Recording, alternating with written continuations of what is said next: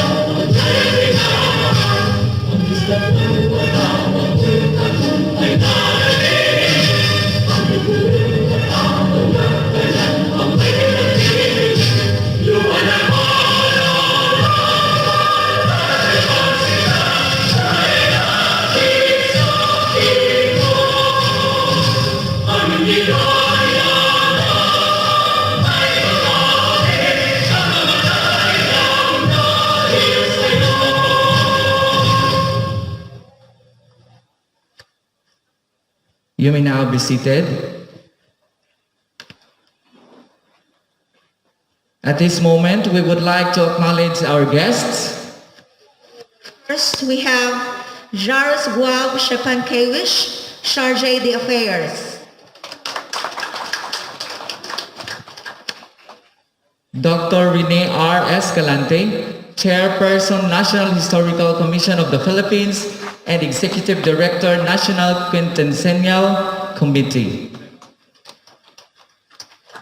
Undersecretary Rinaldo Mapago, Department of National Defense and member of the National Quincentennial Committee. Undersecretary Jonathan Malaya, Department of the Interior and Local Government and member of the National Quincentennial Committee. Assistant Secretary Gerald Anthony Gonzalez, Presidential Assistant for the Visayas. Director General Jeremy Barnes from the National Museum of the Philippines. Executive Director Al Ryan Alejandre from the National Commission for Culture and the Arts.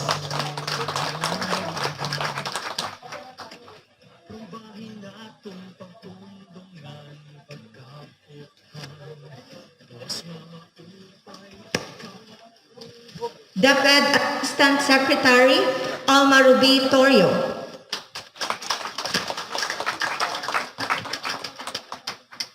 Governor Ben P. Verdoni, Province of Eastern Samar.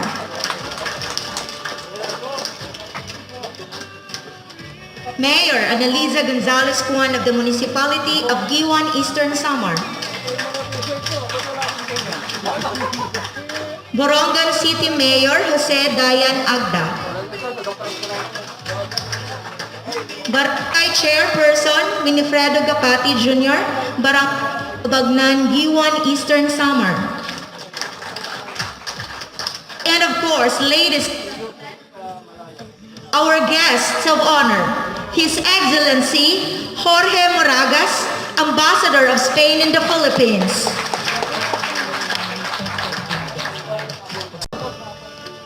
In a moment, we shall unveil and witness the unveiling of the historical marker of Homonhon. To welcome us all in this momentous event, let us all welcome Barangay Chairperson of Pagbabangnan, Giwan, Eastern Samar, Winifredo Gapati Jr. to give his message. May we call, Homonhon, may we call His Excellency Jorge Moragas, Ambassador of Spain in the Philippines. Dr. Rene R. Escalante, Chairman, National Historical Commission of the Philippines, and Executive Order Director, National Quincentennial Committee. To be joined by Eastern Samar Lone District Representative Maria Fe Abunda. Governor Ben P. Ivordoni, Province of Eastern Samar. Mayor Annalisa Gonzalez Juan of Giwan, Eastern Samar. OIC Deputy Executive Director Alvin R. Alcid, National Historical Commission of the Philippines.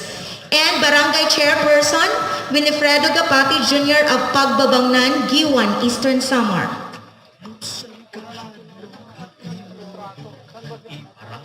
Kindly proceed to the historical marker for the unveiling.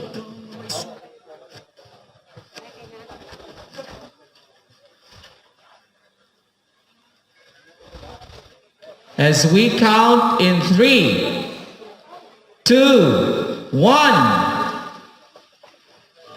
Let's give him a round of applause.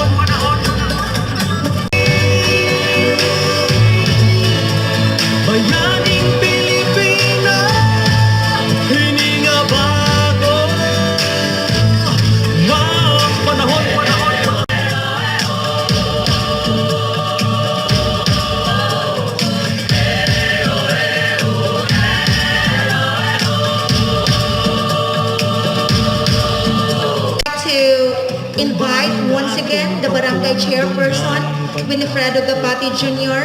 of Barangay Pagbabangnan, Giwan, Eastern Samar for a quick introductory message.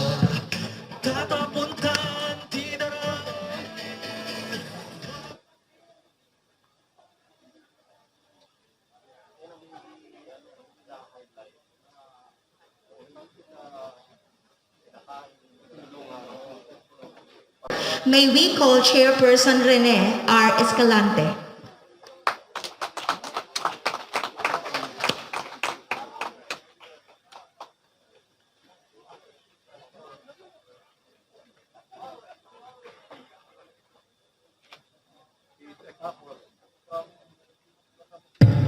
His Excellency Jorge Moraga Sanchez and other members of the Diplomatic Corps, fellow government workers, mga taga-Giwan, ladies and gentlemen, good afternoon to all of us.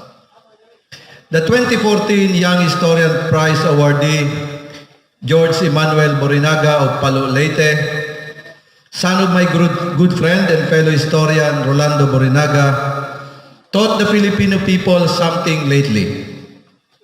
He was able to decipher some mysterious things Antonio Pigafetta, the chronicler of the Magellan Elcano expedition, recorded about this very island where we are now, Homonhon. According to him, the reason why Homonhon was described by Pigafetta as uninhabited was that the island was a sacred land for the dead, and at the same time, the abode of the supreme god of the ancient Waray people whose name was Makapatag. The young Borinaga further pointed out that the Spaniards recorded a Visayan folklore in the 16th century which says that all human beings, whether fair, dark, or white, were brethren and would all come together in the Visayas and coexist. Surprisingly, the ancient Warays of Suluan, a nearby island from here, also part of Giwan, discovered in this island of Homonhon the skinny, deprived of nourishment, dehydrated, and almost dying crews of Ferdinand Magellan. On March 16, 1521, our ancestors from Suluan already saw the ships. The following day, March 17, 1521, these unfortunate foreigners landed in Homonhon, unconscious how sacred the land was, and enjoyed the fresh water there, a wild boar, and most likely fruits. Then the next day, March 18, 1521, our ancestors landed in Homonhon with their grandly decked chief and signaled friendship. Magellan thought these people from Suluan would attack them. They could not understand each other at first, yet our ancestors understood the language of humanity. Pigafetta may not have captured the nuance of this gesture and symbolism of Homonhon to our ancestors. But what our ancestors exhibited is typically Filipino. We called it pakikipagkapwa in Filipino psychology, or a sense of being someone as an extension of yourself or other people. It is a unique Filipino value, worthy of celebration this 2021 Quincentennial Commemorations in the Philippines. And all of them happened here in Homonhon. Unfortunately, a lot of Filipinos, as well as foreign nationals, do not know this episode in the history of the first circumnavigation of the world. We are glad that today we are marking that episode through this historical marker we are all about to unveil. This marker shall be a perpetual reminder to those who will visit this place of our heritage of compassion, which we are known at 500 years later. Things have changed, but not the kind of compassion we have inherited from our great ancestors. Be conscious of the beautiful things about our culture. And it is as if our ancestors are enshrined deep in our hearts and in our souls. And with this, surely we will get to where we want to go and what we want to be as an individual, a family, a community, a society, and a country. Today, we are witnessing the official turnover of the historical marker of Homonhon of the municipality of Giwan, which will accept and wholeheartedly take care of this marker. Now, may I ask Mayor Annalisa Kwan to sign the certificate of transfer, and may I also invite Barangay Chairman Freddy Gapate and our own Deputy Executive Director Alvin Asid, who will stand as the witness. Thank you and good afternoon again.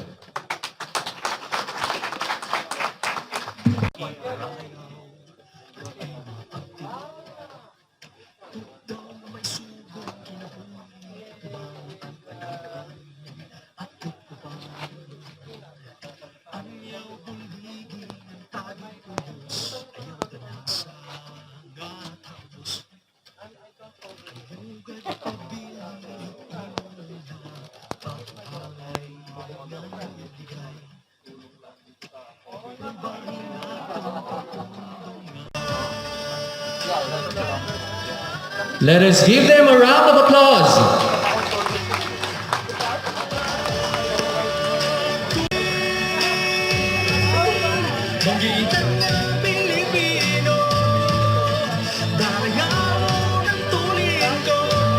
To our beloved Mayor Annalisa Gonzalez Juan for the acceptance message.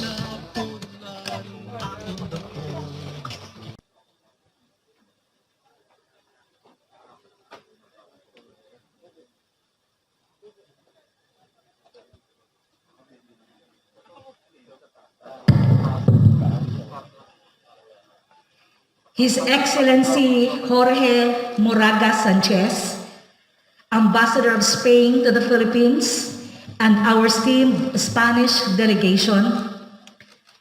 His Excellency charged the affairs of Embassy of Poland to the Philippines, Ambassador Jarosguar Sipangkiewicz and his delegation,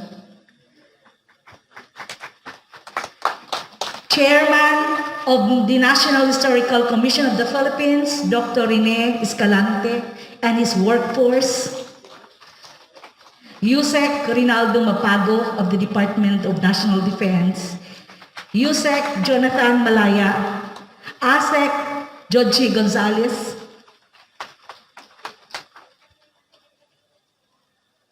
Director General Jeremy Barnes, our very own Congresswoman Maria Fe R. Abunda, ever supportive Governor of the Province of Eastern Samar, Governor Ben Ibardoni, Vice Governor Maricar Sison Gotisan, and members of the Provincial Board, Mayor Dayan Agda, the Mayor of the only city of Eastern Samar, Mayor of Borongan, Vice Mayor Veronica Cabacaba Ramirez, the Vice Mayor of the Municipality of Giwan, of course, the members of the Sangguniang Bayan of Giwan, Barangay Captain of Barangay Pagbabangnan, the host Barangay, Kapitan Freddy Gapati, and all barangay officials of the 8 barangays of Homonhon, distinguished historians and scholars, government officials and fellow government workers, men in uniform, people from the media, hinigugma ko nga mga igkasikugiwananon nga akong ginsiserbihan, visitors, friends, maupay nga halag ha aton nga tanan, good afternoon. I humbly accept this historical marker from the National Historical Commission of the Philippines for Homonhon and her people. This marker not only officially commemorates the landing of Magellan Elcano, crew who obtained great human achievement for the world that all humanity will remember through all time. But it also recognizes the role that our waters, our lands, our ancestors performed, contributed in the eventual success of the greatest maritime adventure of all time and a major milestone in the history of discoveries. This local role, this achievement, and this marker together in part realize your local governments and my own personal dream for the island and the people of Homonhon. Homonhon's people, her land and her story will provide a huge opportunity for the Homonhonanons. The significance of this day will enable the island to invest in her rich culture and history, one that honors the sacred ground we are all standing on. Indeed, today we are here in the presence of the sacred, celebrating history, humanity, and in my opinion, holiness. In respect and reverence, our ancestors chose to leave Homonhon alone. They left this place undisturbed because this was the place of their gods. That is how it was when the hungry, thirsty, sick, and dying people of the Magellan Elcano expedition found this place. And this is why they decided it was safe to come ashore. Their previous experience with other islanders in other Pacific islands made them guarded and cautious. They looked for a place where they could regain their strength in peace. Even when they did not know, this is the sacredness that allowed the Spanish fleet to land, to resupply and to rest. This is a sacred ground. The sacred soil of Homonhon also witnessed another example of holiness that we often forget. That is kindness. Mga kasangkayan, my friends, on this very island, our ancestors from Suluan provided the most basic thing that Magellan and his crew decided at the time: food, drink, rest, friendship, kindness. This all lit the fire of hope and resolved for them to raise their anchors again, open their sails, and complete their mission, reach the Spice Islands via the west, and in the process, chart a newer world. Kindness often comes easy to the Gawananons. Kindness may be a small, tiny thing, but it also leads to something great. Kindness is the Gawananons' gift to a world that direly needs it. As I accept this historic marker of humanity, I think that maybe it's high time for all of us to go back and look at our history. How we once were, how we can be again. We are the heirs of our ancestors who left us with a heritage of kindness. My overflowing joy and gratitude in behalf of the people of this island and the rest of the people of Giwan, Eastern Samar is overflowing to the national leadership of President Duterte, who himself issued executive order for this commemoration, the National Quincentinnial Committee, the National Historical Commission of the Philippines with our dear supportive chairman, Dr. Rene Escalante, and the whole Philippine government as a whole, and of course the Embassy of Spain, led by His Excellency Ambassador Jorge Moraga Sanchez, the provincial government of Governor Benny Vardoni, the representation of Congressman Abunda, and all those who helped in one way or the other make this possible. From one unnamed chief in the long past who fostered humanity from this island and who deserves a worthy recognition with utmost respect and joy, my warmest thank you for entrusting this historical marker to us. Mga Homonhonanon, aadi na, inabot na ang takna nga aton ginihinulat, ginpipinanmulat, hinmaiha na nga panahon, nga marikognisar na ang ginbuhat han aton mga kaapuy-apuyan, han ira ka magkabuutan, bisan kung inabot 500 years na ang nakalabay. Ang ira kontribusyon, han first circumnavigation of the world. May we continue to help one another. May we continue to uplift each other. May we continue to welcome everyone, even strangers. May we continue to be kind to all. This is what humanity is. This is what being human means. We are all neighbors. We are all brothers and sisters. We are all human beings. We are all Giwan. We are all Istihanon, and we are all Filipinos. Damo nga salamat ha nga tanan. Thank you and thank you very much. Good afternoon. Thank you so much, Mayor Annalisa Kwan, for that very meaningful message. At this point in time, for the introduction of our guest of honor, help me please in welcoming Governor Ben P. Everdoni.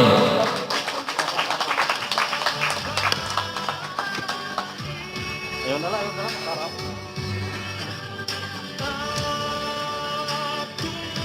Mupay nga unto ay nga tanan. Before I introduce our guest of honor and speaker for today's event, let me first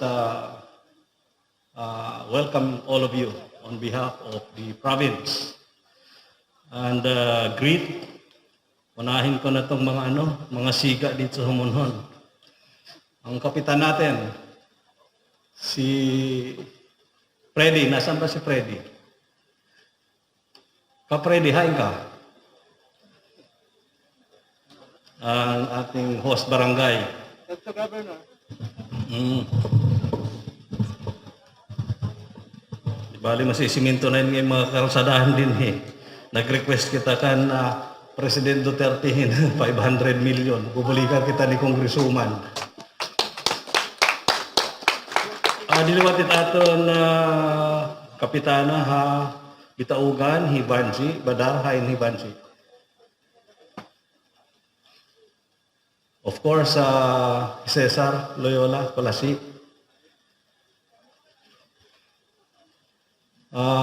Andy Kanawayon. Nahidlaw na kaling pagkuratsa. Ninong Garado. Kagustuhan, siyempre. Belen Darang Habag. Hay na. Waray din Tara dir ko dito humanon nga pagkalsada nga to habag. Ngan siyempre Kapitan Jerry Flores. Jerry. Yan ang mga dito sa Homonhon Our National Historical Commission Chairman, Rene Escalante, welcome po. Our Ambassador from Poland, His Excellency Jarosław Eskapenowicz. I hope I pronounce your name correctly. The Deputy Head of Mission, Anna Daniel. Welcome, Ambassador. And Jermaine Bohol, expert of political and economic section of the Police Embassy in the Philippines. Ito mga kaibigan ko naman to, si Yosek Papago ng DND. Salamat, sir. Kaibigan din natin to, si Yosek Jonathan Malaya ng DILG. Si Asek Joji Gonzales ng Presidential Assistant for the Visayas Office. Siyempre si Mayor Congresswoman Abunda, ang ating Vice Governor nandito, tapos mga board members natin, Mark Biong, Annabel Capito, Paul Gonzales, mga Vice Bureau, mga konsyalis at giwan. Hayong tanan mo pa yung aga. And again, welcome to the province of Eastern Samar. Now let me do my main task of introducing our guest of honor. A task which has been given to me just this morning. Our guest of honor is Ambassador George Moragas Sanchez, a Spanish politician and diplomat with a distinguished career since completing his legal studies at the University of Barcelona.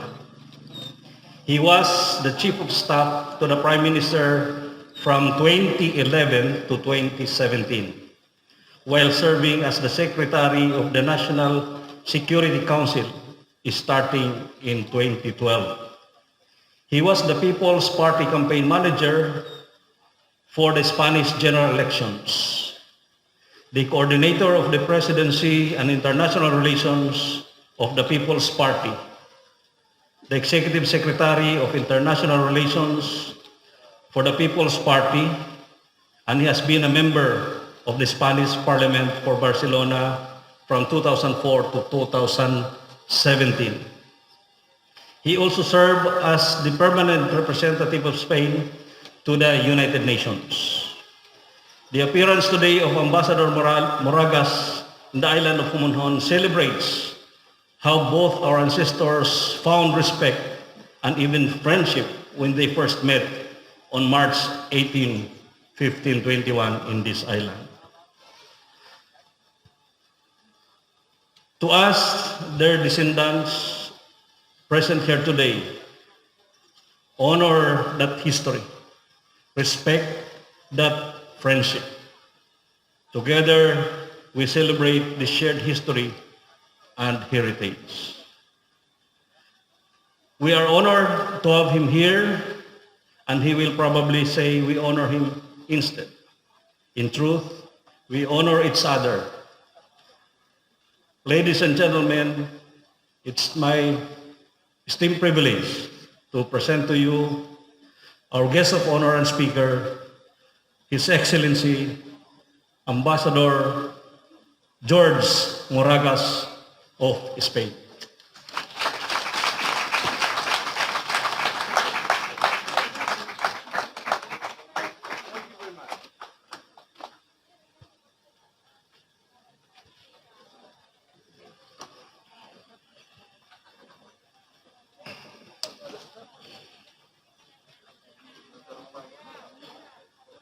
Representative Maria Fe Abunda,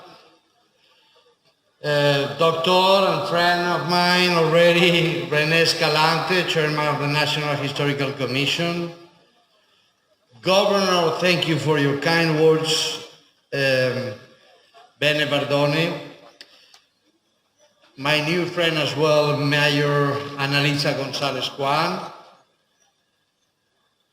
OIC Deputy Executive Director Alvin Alcid, Barangay Chairman Freddy Gapate, Capitan de Barangay, Ambassador of Poland and representative of the Embassy of Poland in the Philippines, distinguished guests, Magandang hapon. And well, everything is related with one idea today, which is the concept of 500 years ago. As you can see, I have it here, 500, I have it here. Come on, get out for a while. I think we're keeping social distance. So 500 years ago, something happened. And it happened just in this island. The 17th of March, 1521, exactly 500 years from today, the Spanish expedition was sailing the Pacific Ocean for the first time, arrived to the Philippines. And it was here, after a stopover and they anchored in Suluan the day before, but they anchored again here in Homonhon, which was an inhabited island, as everybody knows. And that was that day that was the first human touch, human contact. In that fact, in that way, I think there was the real arrival took place in this very island just 500 years ago. So this coincidence in time and space, I think, is something that we have to remember. And today we're doing so. So this first touch, first contact between the Spanish expeditioners and the Filipino people that came from Suluan, Eastern Samar, the Pacific facade of what later on was going to be the Philippines as a country, as a nation, that started everything that day, 500 years ago, in this very same place. If you walk a little bit, I did it before, through that small path, in a few meters you will find the seashore. And you will see the place exactly where they landed. For first time they touched Filipino land, and they got this contact with the inhabitants of Suluan. And they did it, as I said, I will repeat it because I think it's the main idea, 500 years ago. Everybody knows that after that part of the Visayas trip, they went to Limasawa and then down, and they arrived in Cebu, and then there was an important turn of events that happened there. Magellan was killed.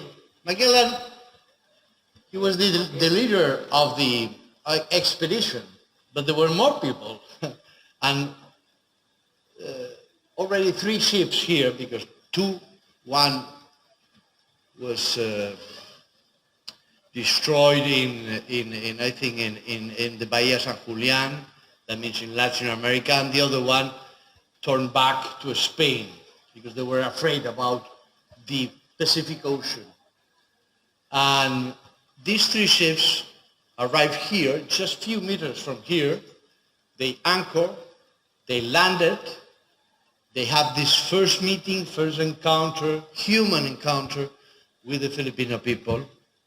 And as has been said here several times, I don't want to repeat myself because René Escalante and the previous speakers, they mentioned, but I think it's the main thing.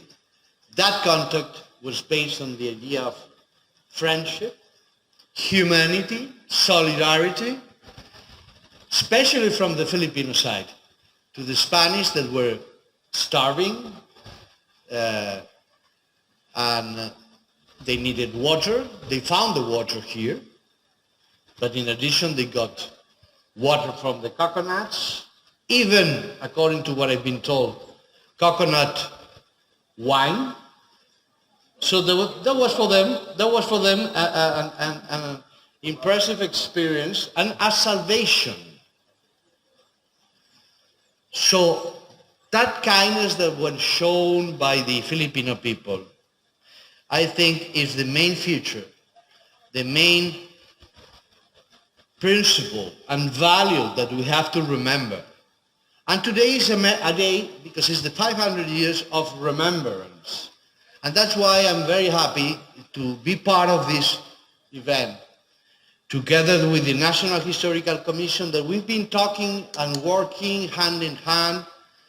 And I want to congratulate them because of the beauty of the historical markers, the sphere, the globe that is up, and that means that this historical marker is connected with the commemoration of the first circumnavigation of the globe that was carried out finally by a sailor, by a pilot that took command of the expedition when Magellan was killed by Lapu-Lapu, Chief Datu Lapu-Lapu in Mactan. This man, this sailor, this pilot that became captain at the end and commanded the expedition in this dangerous route to Spain, through the west, to the Portuguese side. At that time, we have to remember that the world was divided into spheres of influence, the Portuguese one and the Spanish one. So they sailed, this man called Juan Sebastián Elcano managed finally to get to the end, to Spain again, and did the first circumnavigation of the globe. So that's something that we're commemorating as well in Spain. And the part of the trip that took place in the Philippines was fundamental to understand what happened later. Because I'm sure that I'm going to say it's not very politically correct, but I think it's acceptable. If Datu Lapu-Lapu didn't kill Magellan, a Spanish sailor wouldn't make the first circumnavigation of the world. So I won't say thanks, but the truth is that the death of Magellan pushed a change on the command of the expedition, and finally Spanish sailor, pilot, captain did that incredible endeavor, adventure, which was the first circumnavigation of the world. And the historical markers that have been setting up in the different spots where the expedition stopped make reference to this circumnavigation that I think we have to, because that was a change for the world. The first time in history of mankind So that gives transcendence to what we're commemorating today. Nowadays, just in front, we have the training ship of the Spanish Armada, again, the same day, 500 years later, in the same place. So anchored just in front, in the same area, even the same area that the three Spanish vessels 500 years ago anchored as well. Then they took the small boats with the rows, and then they rowed till the seashore. They took water from this spring water, and they get the first human touch with the Filipinos, as I mentioned before. So I think it's a good occasion to imagine what happened 500 years ago. We have the boat, we have the water, we have the historical marker that recalls us what happened, and we have the privilege to be here. So I'm very happy, and it's a privilege for me, of course, to share that very particular moment with all of you.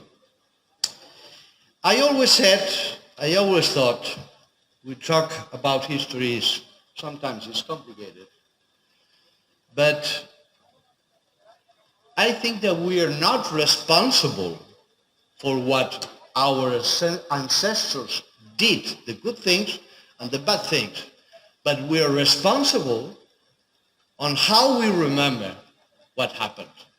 And today I think we're being very responsible with this historical marker, underlining what happened 500 years ago. So we're responsible of how we remember what our ancestors did. We're not responsible personally about what they did, but responsible on how we remember what they did and what happened. So let's try to get the idea of this fruitful touch between our two peoples that took place 500 years ago, in this very place, on the same date, exactly. And I think that experience should inspire all of us for the next 500 years. Maraming salamat po.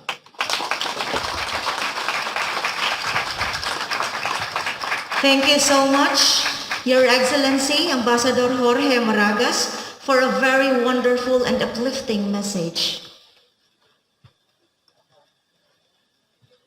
At this juncture, to give us a brief message, may I call in Representative and Majority Floor Leader, Martin Romualdez.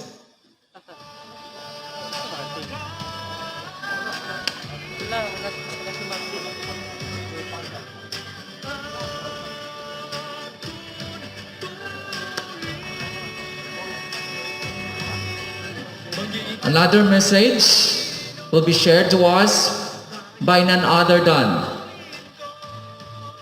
Eastern Samar Lone District Representative Maria F. Abonda.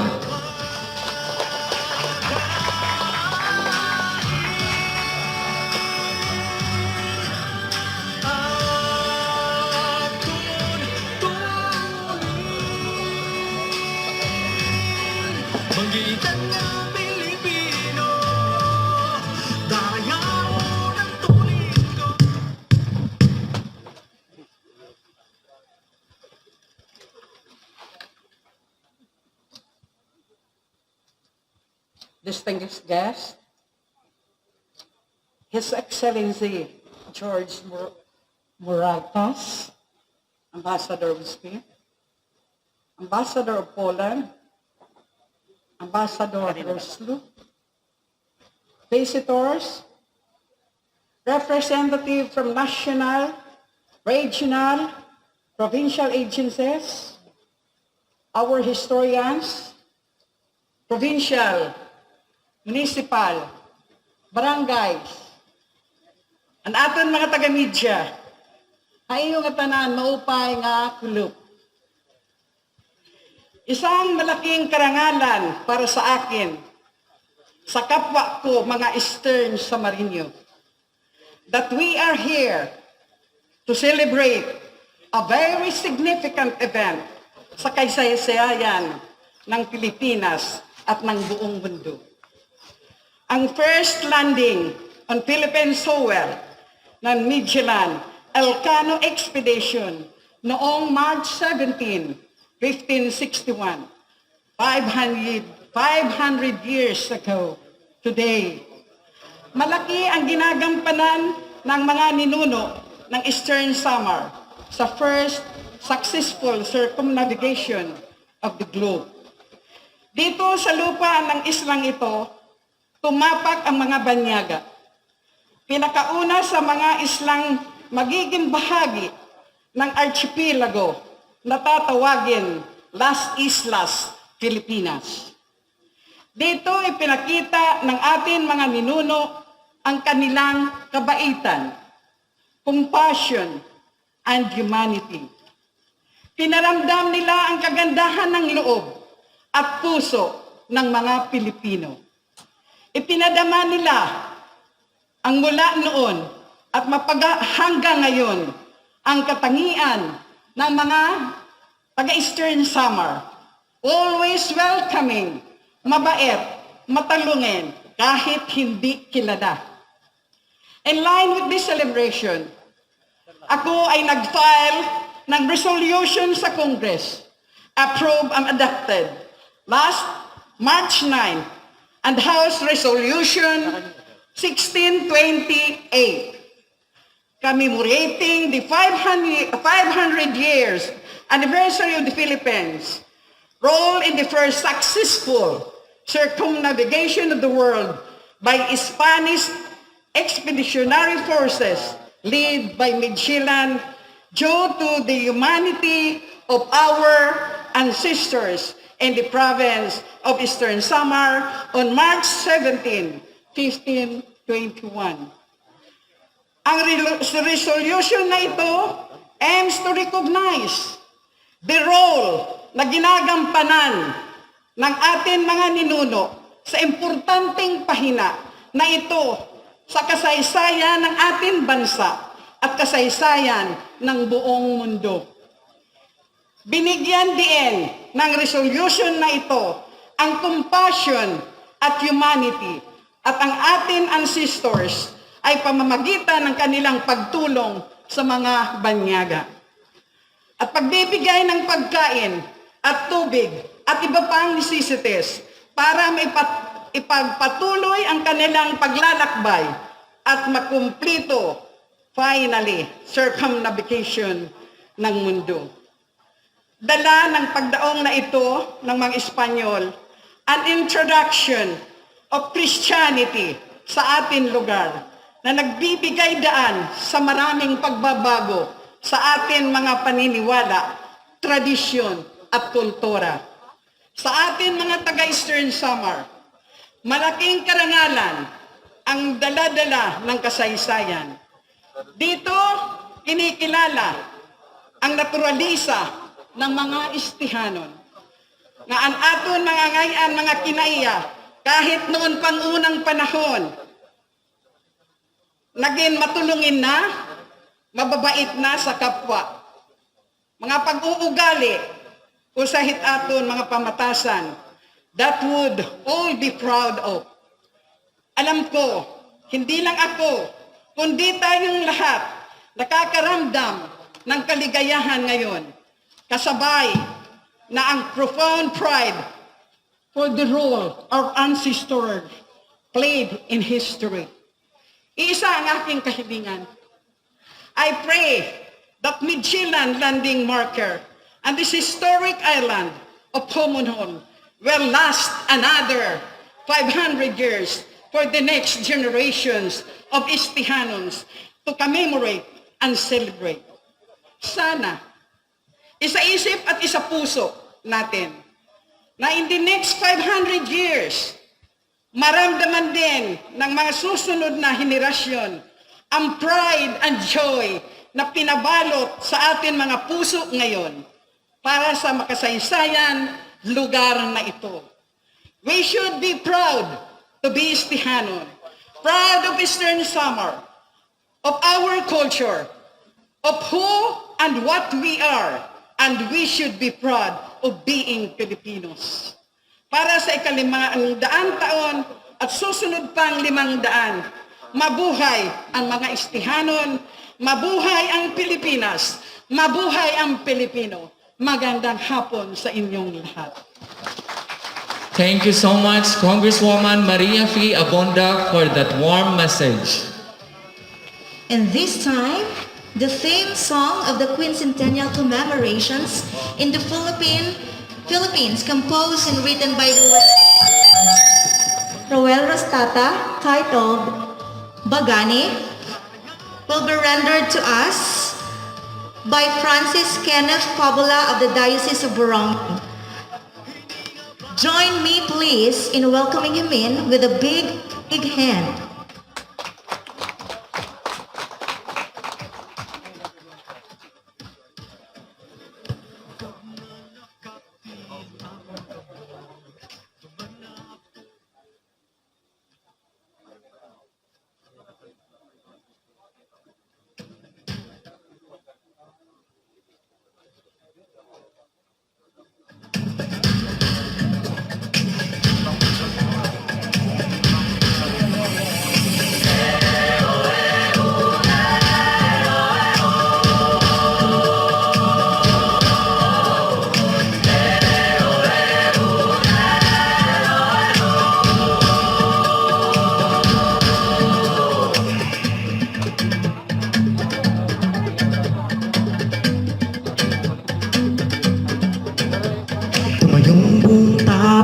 Harapin ang buhay, akapin ang tagumpay. Tulungan ang kapwa at bigyang halaga, huwag hatakin ng pababa. Isipin wag sana ang sarili lang, makasama bayanihan. Tulungan natin isulong at igawan ang magandang bukas. Ikaw at ako magkasama tayo, salubungin ang kinabukasan. Pag-aari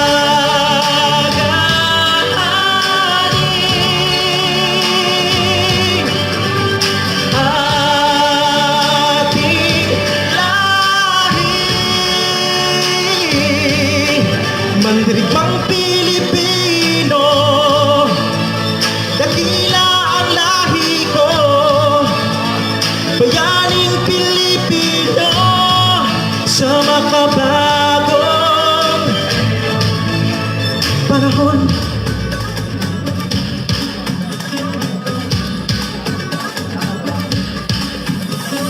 Halina't hawakan ng aking kamay, sabay abutin natin ang tagumpay.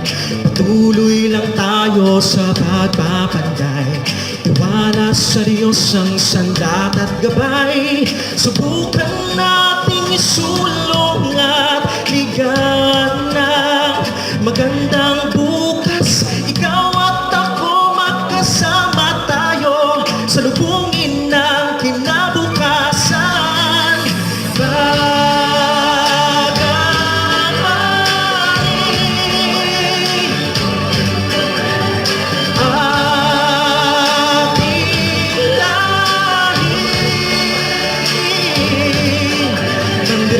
Pilipino, dakila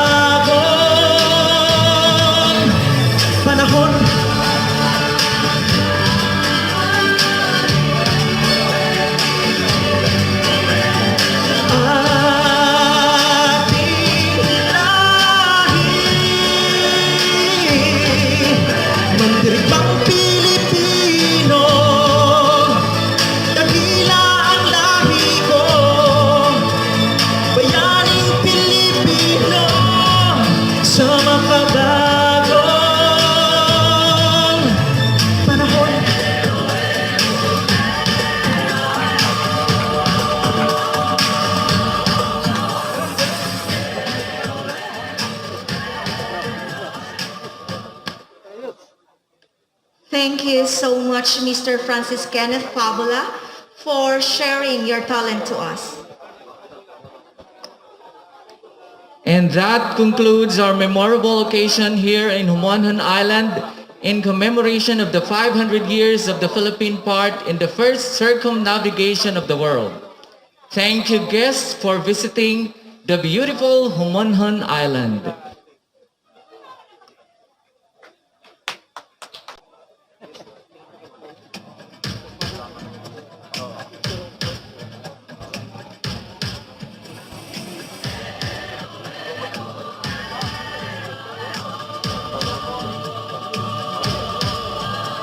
Imo dughan iparayaw ang imong abdit. Tugdaw nga may sugon kinabuhi at ubangon ang kadagan at kukupan. Angyaw buliging ang tagit pulos ayaw danasa nga tay nga murubligay. Prubahin naton pagpundungan pagkaputhan. Banggitan nga Pilipino, dayaw ng tulin ko. Bayaning Pilipino, hindi nga bago nga panahon.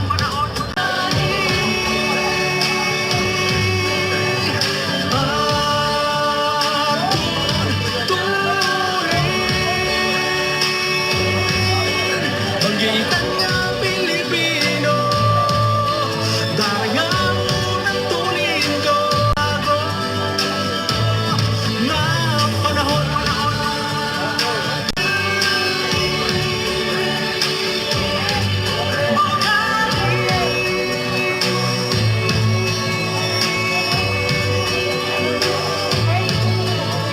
Bayaning Pilipino, hindi nga bago.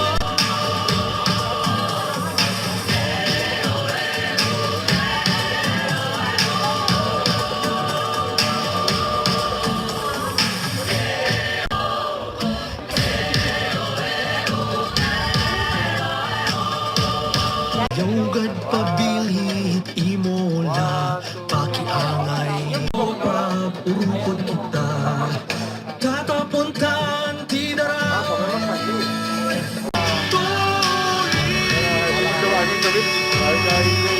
Banggitan nga Pilipino na panahon. Kag na nakakti ang akong kamay ka Diyosan panabang tugulay proibahin na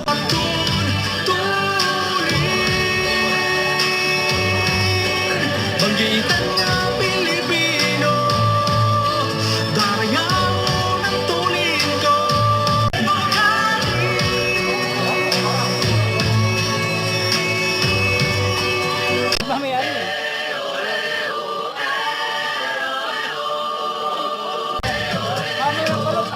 Iparayaw ang imong abtit.